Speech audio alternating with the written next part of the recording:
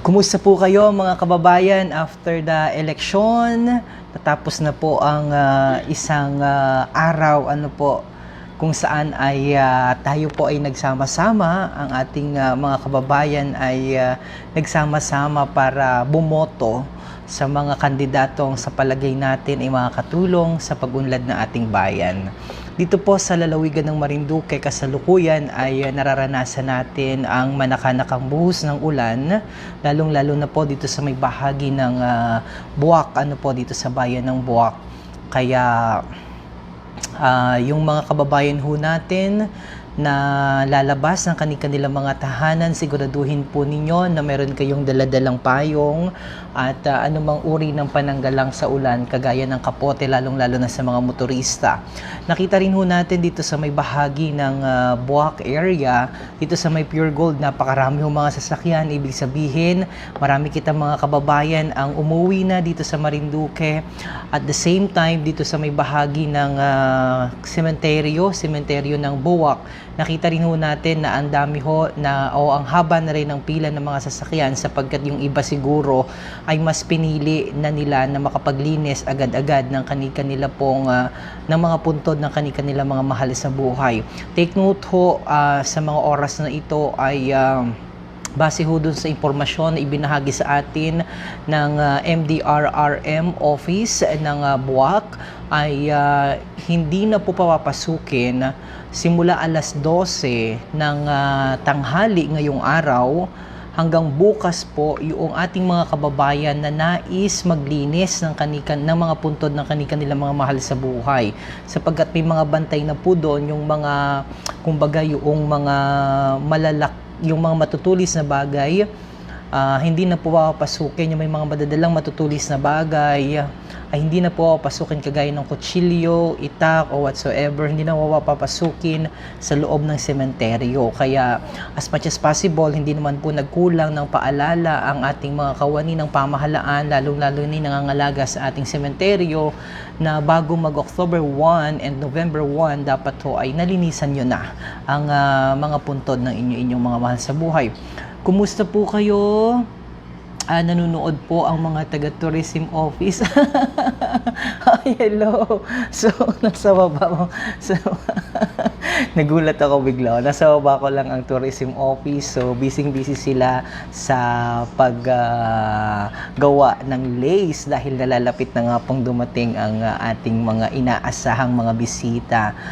International cruise ship. Yan. Congratulations sa ating Provincial Tourism Office headed by Tito Rino Labay, na talagang napakasipag and laging ini-ensure na magiging produktibo at maging maganda, at the same time mas lalo pang makilala ang lalawigan ng Marinduque sa buong mundo, not just in the Philippines but around the globe. Nanunood din sina Ma'am Luz, ayan, supply office, at si Ma'am Rina, hi po sa inyo. And yan, tiningnan ko lamang yung ating phone kung maganda ang tawag dito,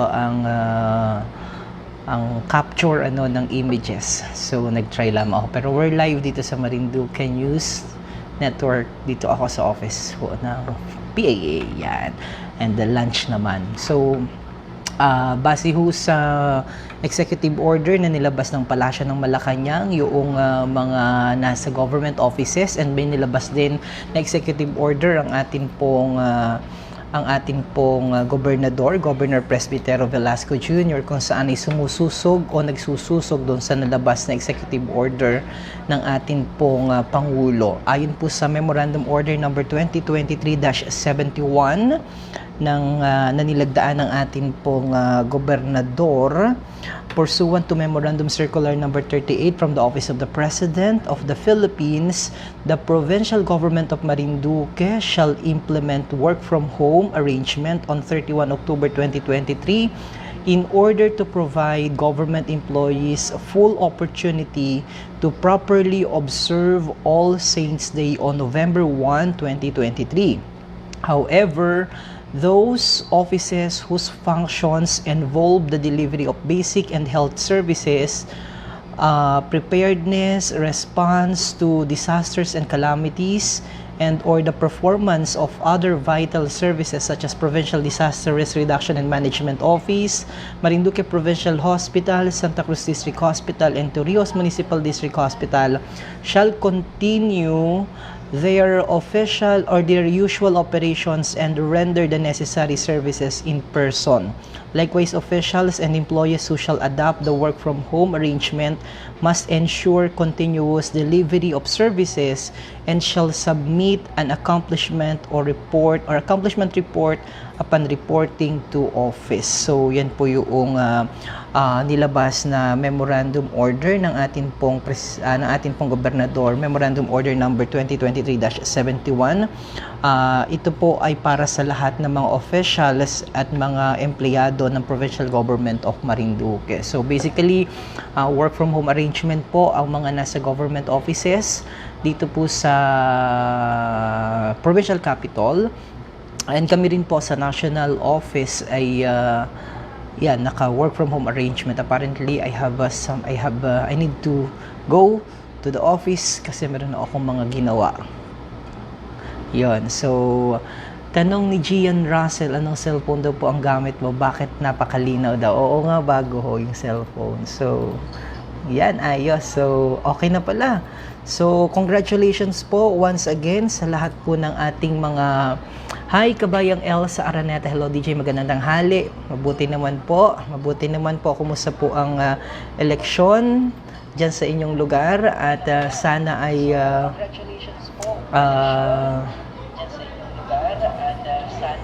yan. So, sana ho ay maayos lahat. Magandang tanghali, DJ. Okay lang kami, sabi ni Josabel Magalang. Yan.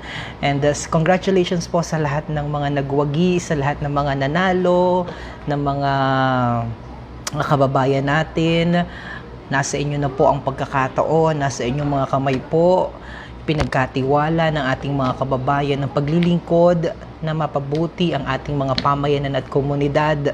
So, ingatan po ninyo ang ipinagkatiwala sa inyo ng ating mga kababayan at nawa ay pagyabungin ninyo ang inyong mga pamayanan.